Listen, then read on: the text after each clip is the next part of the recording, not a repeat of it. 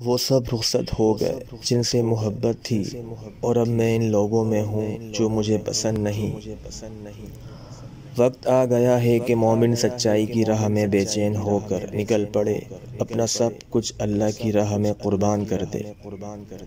بدترین حاکم وہ ہے جو اپنے مخالفوں کے سامنے بزدل ثابت ہو اور نامردی دکھائے، لیکن کمزور اور محکوموں کے سامنے جرأت کا مظاہرہ کرے۔ جلد بازی حماقت ہے، اور یہ انسان کی بدترین کمزوری ہے۔ حماقت کیا ہے؟ کمینوں کا اتباع اور گمراہوں کی اطاعت۔ جو کوئی اپنے مذہب کو قیاس کے ترازو میں تولتا ہے، وہ ہمیشہ شکوک و شبہات میں پڑا رہتا ہے۔ اگر جسموں کے لیے موت ہی مقدر ہے، تو انسانوں کو راہ خدا میں شہید ہونا بہتر ہے۔